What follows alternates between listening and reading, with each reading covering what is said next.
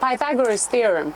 Pythagoras theorem is a mathematical theorem that talks about the triangle. We know that he was taught this by Imoteep, who was an African. And then now in all mathematical textbooks it's called Pythagoras theorem. But he was taught by Imoteep. So again, they're not supporting the movement. Like I said when we started, what did I say? They have interests to protect. So they're not going to support a movement like ours, because a movement like ours is radical. What is radical is, and the God of that Bible was a white man. All the people in that Bible were white. Even when you see images in some of the Bibles, they're all white. Blonde, blue-haired Jesus who looks pathetic, all white.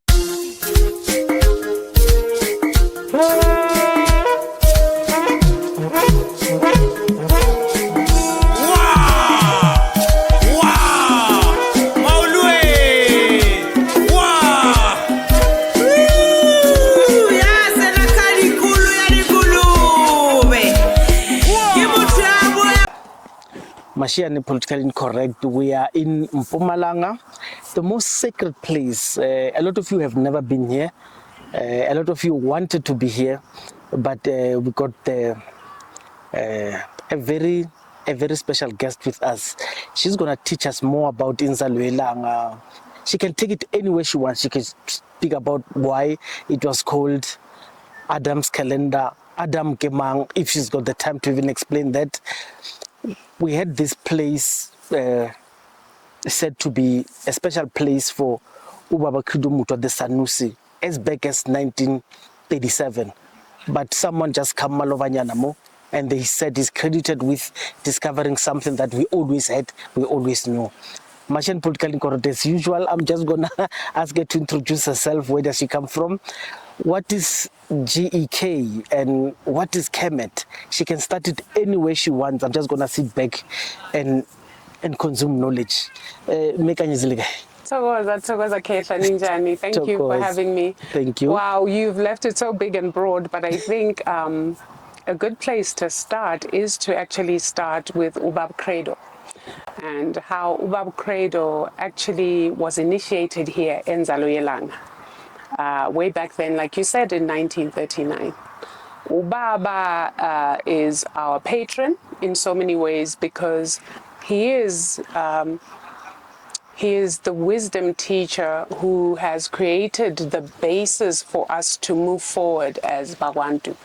One of the things he always wished for was that his children, meaning Bagwantu, come back home to understanding who they are, to understanding their purpose on this planet, which is very different from the narrative that we were sold by the colonizer, which is that they discovered this land and all we were doing we were barbarians who were fighting wars and killing one another. We had no civilization, and of course they used the mud huts or the grass huts as indicative of the fact that as far as they're concerned we were primitive. But Ubaba was the one, through his writings and through his teachings, and particularly with his connection with Umkhulu Nsingiza, who is the co-founder of the Zinzi Mandela Foundation, and GEK, which is the Great Empire of Kemet, which is the movement arm of the Zinzi Mandela Foundation. Through Mkhulu studying under Credo Mutwa, we were able to come into this knowledge about Inzalo Langa, first and foremost, and understanding Uguti. Inzalo Langa was called Inzalo Langa, which means the birthplace of the sun. And Umlungu, coming along, decided to call it Adam's calendar, which connotes the biblical Adam. What does that mean? Adam was the first person as far as white people are concerned, based on the Bible, which really gives you a clue about what Inzalo Langa and this whole region of Mpumalanga really is. It is actually the beginning of humanity, in the sense that the creation story, esinto esiyaziyo, is actually based on cosmic and geographical and geological events that happened here in Mpumalanga. Not far from here, we have the Barberton Mountains, and those are the first mountains that actually came out of what is called the primordial soup, and all other mountains in the world actually came from there. So we are in a very sacred place. Mpumalanga generally is a very sacred land, but Inzalo Langa being the first stone calendar, it's over 70,000 years old. It is the oldest. There are many other calendars that came as you go further north on the continent to show that everything started here. Everything started here. So that's the significance of this place. We are stepping on sacred ground where it all began. Thokoza. Thank you. You speak about this being the birthplace. The cone cycles seen from above, they spread from here, Gauteng, Botswana, they go to Mozambique. This shows a civilization that has never been thought of by modern archaeologists. In fact, you attach the word Adam's calendar to say they actually admit that this is the genesis of something, because they bind it with Adam, but it is not us who called it Adam, because we knew it was Inzalo Langa. They call it Adam because they know it's the beginning. But unfortunately, you said it's white people who has done that, and they say in modern academia that the teaching that you guys are proponents of is pseudo-archaeology, meaning that they want to downplay anything, all this knowledge that you are telling us, to cast doubt on it, and the legitimacy to be questioned forever. What is your response from when people say such to you? Well, to be honest, it's predictable. It's not surprising that people would say such things. And most of the people who are saying these things, if there are people in positions of leadership, and I'm talking, say, political leadership, these are people who are protecting their bread and butter. These are people who have benefited immensely from the current system of governance, and even through these religions, these Abrahamic religions, people have benefited and continue to benefit from that structure. So of course they are going to say that what we are teaching is pseudo-archaeology.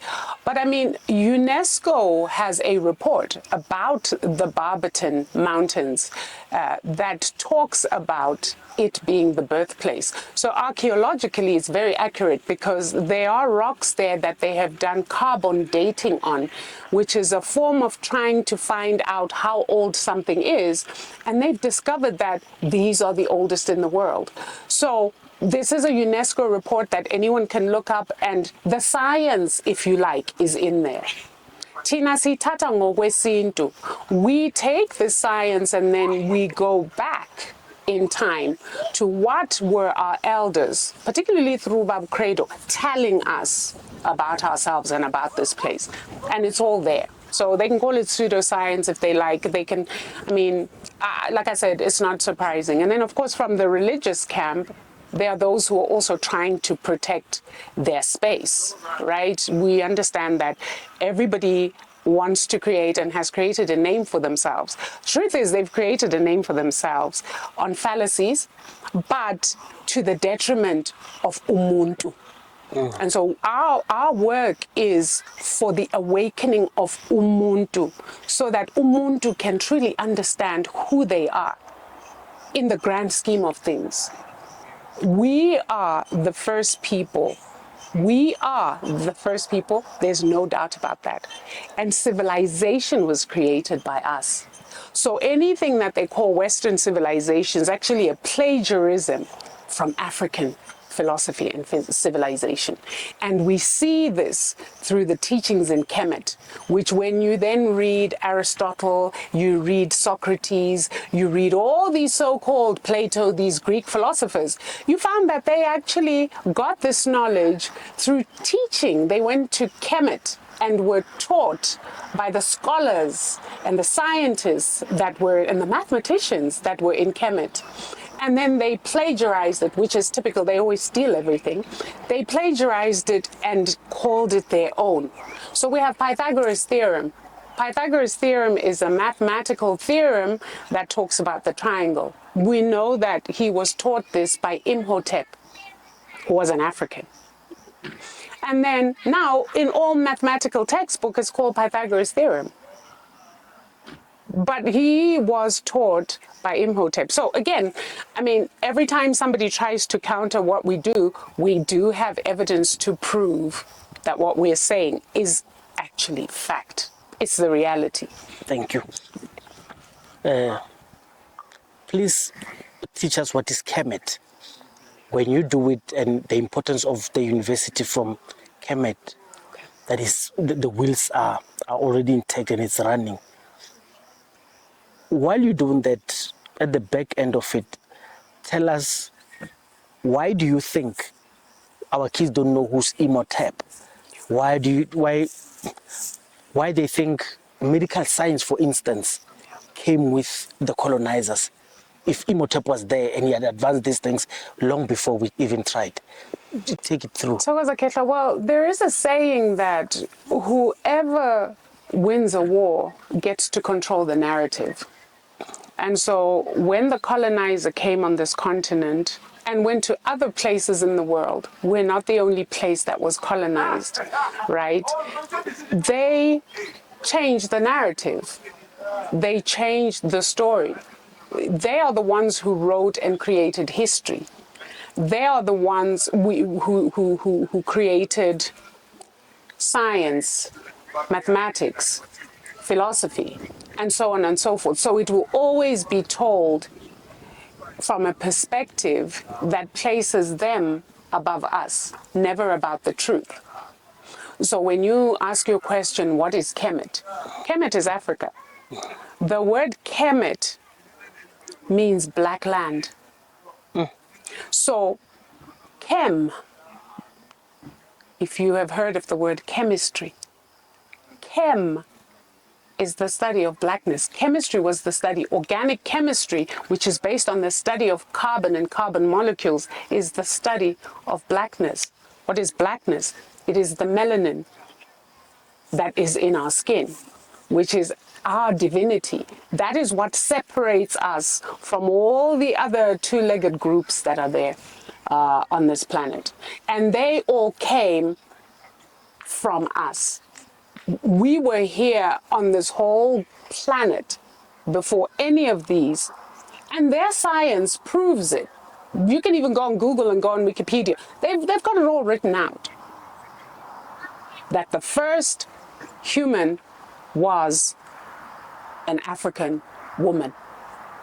And everything else came from there.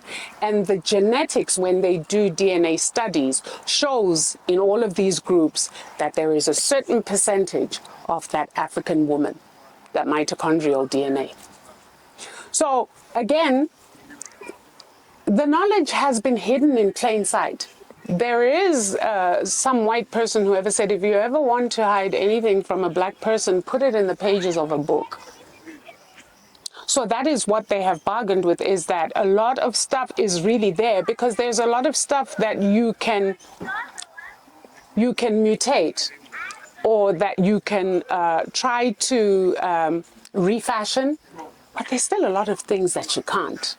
And that is where our clues are, is in those things that they didn't manage to rearrange. And so now there's this great awakening. Young people are waking up. You see here we have an array of people. We even have elders who are waking up to this truth, because we are in that age of awakening. We are in the age of the divine feminine. We're in the age of Ma'at. And in Kemetic terms, who or what is Ma'at? It is the energy or principle of justice, of truth, of harmony, of balance.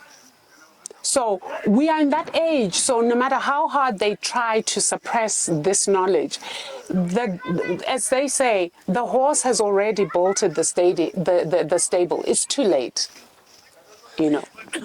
And you were talking about Kemet University. Kemet University was a great dream of Bab Credo, which Mkhulu Nsingiza knew.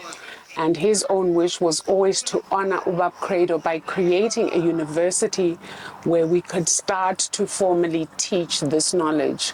And unfortunately, we also kind of anticipated that none of the Western institutions would ever create a space or a place where this was taught, because it literally tears apart their whole structure and how their own education system was really all about control.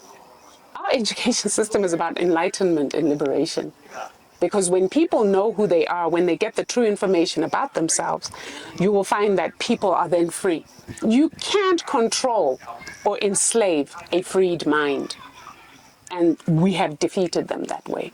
So Kemet University is, I'd say, we at the Great Empire of Kemet kind of live in a parallel system, you know. We are in this system, but we're not of it because of the knowledge that we've gotten that has allowed us to expand our view of the whole world and our view of ourselves in that world. So Kemet University seeks to do that. It seeks to teach African philosophy. It seeks to teach African science. It seeks to teach, you know, real history, what I would call her story, not his story, which is an adulteration of the truth. Thank you. Imoteep. The great old Imoteep. Yes. It pains me that our kids don't know who he is. Just explain Imoteep. I don't have the dates. I'm not very good with dates in my head, yeah. but I can tell you who Imoteep. Imoteep was one of these rare individuals who was gifted beyond measure. Did everything. Listen, when we see Bob Credo, we see Yes. Imoteep, because Bob Credo was an engineer, he was an artist, he was a scientist, he was a healer.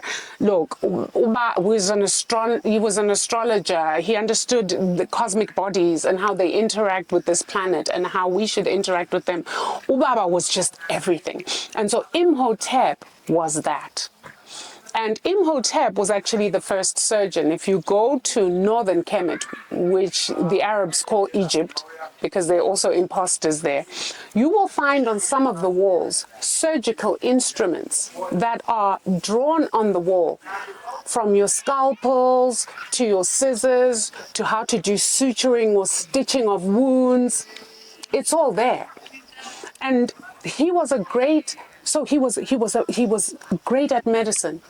And now we are told that Hippocrates was the father of medicine. Hippocrates is some Greek fool. Excuse my language. But we know that evidence shows us that before Hippocrates ever was, everything to do with medicine already was. Our ancestors were performing sophisticated surgeries, brain surgery, cesarean sections, setting of bones. It's all there in picture form. And I think our ancient ancestors knew that there was coming a time where we, their children, would need this knowledge to reawaken that DNA, because you know our DNA has memory. Everything I'm telling you is already within you. It's just about finding the right keys to unlock the codes. They knew that there was coming a time where we would need this knowledge. And what did they do? They set it in stone. Stone is indestructible. They've tried to destroy it, but it's all there. Before Leonardo da Vinci, I mean, we had Imoteep a long time ago. And Centuries before. Yes, our kids don't know. You've got an university, you've got an opportunity to impart this knowledge. Today is it's New Year Eve. Who knows about it? The more people listen to Kemet teachings, the more people listen to Umkhulu Singiza, the more people listen to Nkanyezi, is the more they learn. But the politicians who are supposed to help you spread this knowledge by sponsorship, by endorsing you, by coming here to celebrate in togetherness, they are not here. So The leaders of society are not here. Do you understand what does this do? It renders your movement a cult, because they want you to be labeled as a cult. What is your response to that? Because the more people listen to these videos, is the more they understand and they know. So you are doing the Lord's work.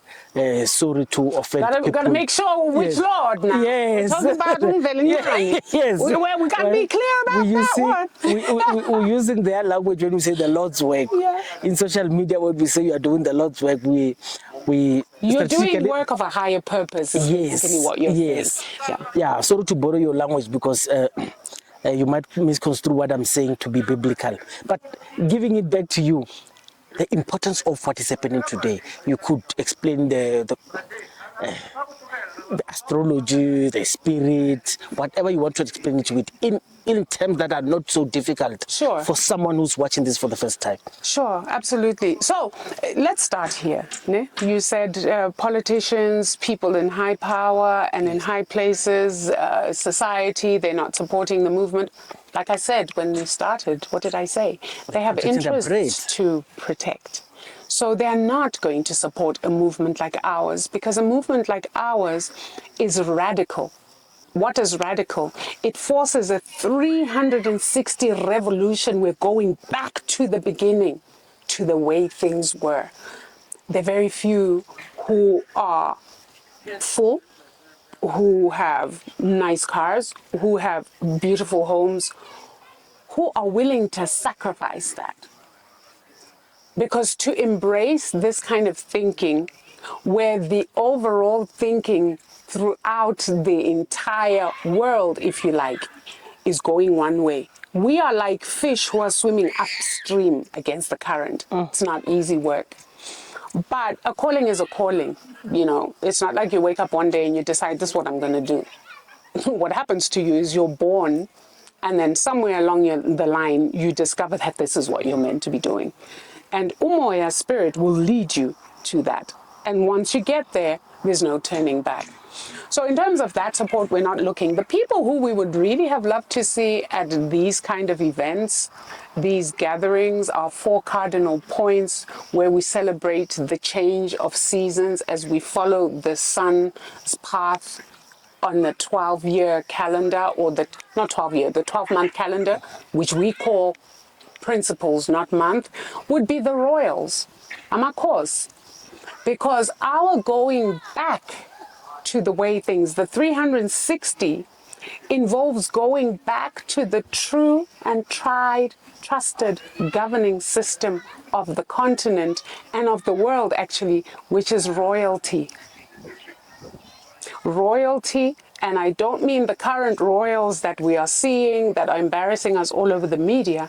I'm talking anointed beings who have servant leadership, meaning they understand that their purpose and their calling is to serve their various communities, not to oppress them, not to steal from them, not to enslave them, but to serve.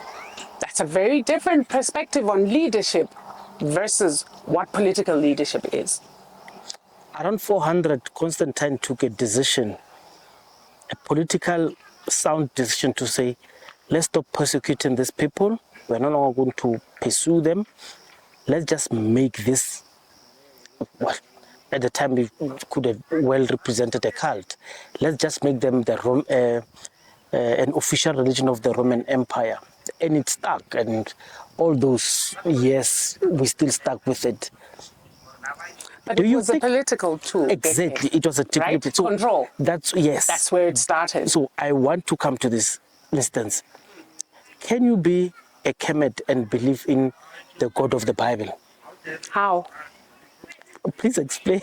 Okay, I've just said to you when you said you're doing the Lord's work, and I said as long as we're clear about which Lord is it? And I said Umvelingangi, pointing to the sun. Yes. Right? We in African cosmology have always understood the original Trinity. It's a father and a mother and a child. Right? This is what Kemet bases everything on. We have Asa, we have Aset, we have Heru. Asa being Umvelingangi, Aset being Unomkubulwani, the moon, and then we have Heru, the child. What does the child represent? It represents everything that is created on the planet, because back to science. The sun is a body that produces electricity. The moon is magnetic. The moon filters the rays of the sun so that the sun by itself doesn't burn everything. Nothing would exist if the sun did not have the moon to absorb that electricity. And out of that comes what we call electromagnetic frequencies. These are the energies that then created life on Earth. And that is the basis, the fundamental basis of our knowledge. I won't call it belief because it's not belief. Most the sun is there, the moon is there, and then the planet has life on it. This is not based on faith, it's based on knowledge. So, to answer this question, the Bible has a Trinity. The Trinity is the Father, the Son, and the Holy Spook.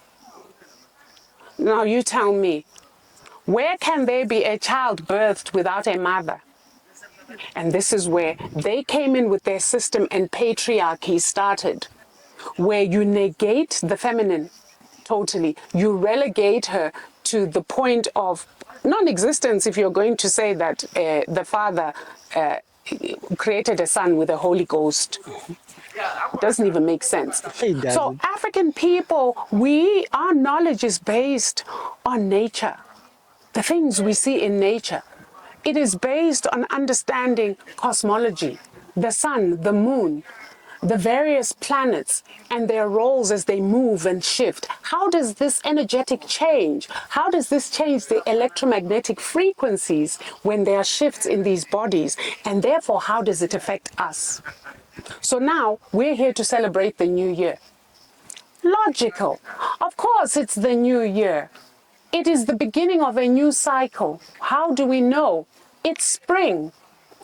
September 23rd is the spring equinox. Why people say it? It's science, right? In the southern hemisphere, it is spring, meaning renewal, meaning the beginning. Everything looks dead now, but as we go further into September, things will spring to life. We will start to see new baby animals because it's the time of rebirth and birth. That is all we do, is we follow nature throughout all these seasons, and we give reverence to these cosmic bodies that allow us to be able to exist and to function and to live on this planet. That is why, as healers particularly, we have such a deep reverence for nature. We understand the importance of rivers. We have a little stream right behind us. We understand the importance of these trees, that these trees are actually living beings that we commune with. That's why we can phahla under a tree. We can phahla by a river, because there's that deep understanding that these are living. They're not just there for us to exploit. They are there to give us life, and therefore we are custodians of these spaces, the forests, the trees, the rivers, the caves. We are to give reverence because we understand that we exist and are able to function because of these things. One teacher said, African people, meaning us, are led to let go of anything that has to do with imperialism. But we are free to let go of the Bible, the Christian Bible. Is it true? Yes. So you cannot have an organized religion like Christianity existing inside someone who's been taught the values of Kemet. You can't, because because Kemetic philosophy, Kemetic science, Kemetic spirituality frees your mind. You start to see the truth for the truth. There's no way anyone, and I grew up Christian, by the way, just as many of us did, right? But now when I look back at some of the things that I believed in, when I trace the history of this Bible, and I trace even the name of this God, who is God, we find that at the end of it all is some entity called Baphomet. And so we've been sold a lie, and because the colonizer fed this to us by force, we need to always understand that. They found African people living peacefully. There is a king called Leopold. Leopold, yes. When Leopold was sending out missionaries to prep the population before he came in to loot the Congo, He said, brethren, you cannot teach these people anything about spirituality or about Creator. They already know. What you will do is you will take this Bible and you will supplant or replace that which they know with this. And the God of that Bible was a white man. All the people in that Bible were white. Even when you see images in some of the Bibles, they're all white. Blonde, blue-haired Jesus who looks pathetic, all white. Why? Because that was the precursor to removing us from ourselves. Now, if your God is white, and then a white person comes in, who really is created in the image of that God? The white person. What will happen to you? You will have a certain fear and a reverence for this white person, which we still see persisting today. Bantu abamnyama are scared of white people for the most part. That is why we will fight amongst ourselves as black people, but we won't bother with white people who really are the ones who are at grievance here. These are the people who have what is ours. The Bible says the chosen race, God's own people, and it names these people without flinching. It calls them the Israelites. If you were to be an African person who reads that section, what should it say to you?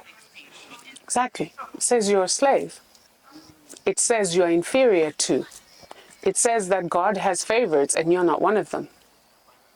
So then, if that is the brainwashing that they're feeding you from the time you are young, it goes into your subconscious. And your subconscious is what really controls how you live out your life. So vele vele, you are going to live out a life of servitude, move like a slave, not be able to question things, not be able to criticize, but also be in that place of just accepting isimo sakho, like there's nothing I can do about this. This is just the way it is. I am in my rightful place as a slave. It was all done with such great calculation. When I talk about the colonial project, we could be here for years. Because the Bible was one of the major tools that they used. Talking about slaves, it says it teaches the Israelites how to choose slaves. One of the requisites, it says, if you want a slave, choose amongst the people outside the Israelites. So you must not enslave one of the Israelites, but it's okay to enslave other nations. This is what the Bible prescribes. I just want to check.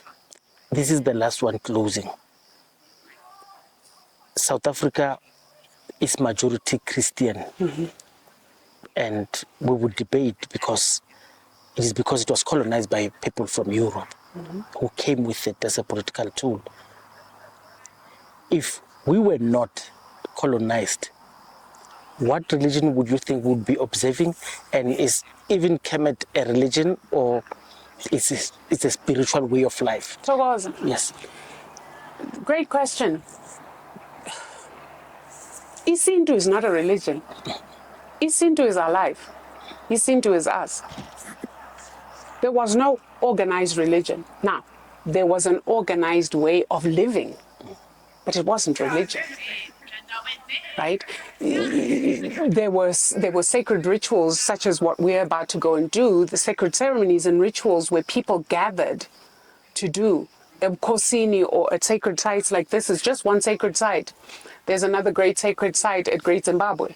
Mapungubwe is another one. These were the seat of all these amazing kingdoms, right? There's the Njelele shrine in Zimbabwe, where the rainmakers would gather with the kings in order to phahla for rain. That's not religion. That's just us living our lives. Religion is something that is external to you, that is imposed upon you. You then take it on, but it's an imposition. How can Ubuntu be an imposition when wena umuntu? You are simply living your life. It feels organized now because we are relearning and we are remembering. And so we are being intentional in gathering people in certain spaces so we can do this work. But really, this is how people lived. You understand how difficult is it to cut a conversation with you? The ruins in Zimbabwe. Sounds like a sacrilege for the Great Empire of Imoteep to then be called the ruins. Who called it the ruins? Who else? Okay, Come on. don't answer it. Inzalo. Isango. We call it Isango. Why is it bad? It's not bad. Why is it mentioned in bad terms? Why is it? I was giving someone just for those people who are colonizing our content, not to interfere. Why is it we have certain communities who are African based? They medicate themselves with this herb until their late ages without consequences, of course. So what? We are out on time, but just indicate for us the importance of this holy herb. So what? When you call it Inzalo, Tina, we call it Isango. What is Please Isango? explain. Is a gateway. Oh. It is much like Impepo. It's a connection tool. Oh. So when I take Isango intentionally and with purpose, and I am desiring to connect with the cosmos or my ancestors or to download certain information, it's a very powerful herb for that. And it's not the only one. There's also blue lotus tea. So sometimes if my dreams are not clear and I know that my ancestors and the cosmos speaks to me through dreams, because that is when my body is at rest, but my spirit is very busy. I can travel and go all over the place. I will usually drink a cup of Isango tea with intention to say, come and show me, enlighten me on this and this. And then I go to bed. And then that happens. So the demonization of Isango comes from who? We know who. Until they were able to commercialize it and make money off of it because they're greedy, now it's become okay. But our ancient ancestors used these connection tools because they understood that the body by itself can be very heavy to the spirit. So you needed something that can allow the spirit to ascend so that you can commune with the spiritual realm and then bring messages from there that are useful for us here on this planet. Can you tell me anything that's wrong with that? Correct. I will not be speaking. I'm just glad she gave us time from her busy spiritual time, because this is time that is so sacred for them at this particular time of the year, because it's, as you said, is the way of rebirthing the earth. Thank you very much. Thank you for having me. Thank you.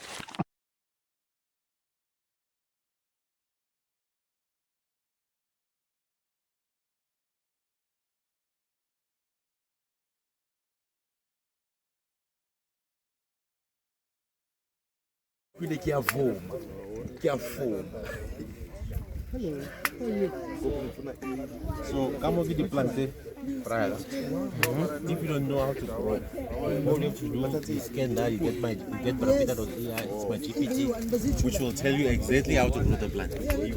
Key instructions.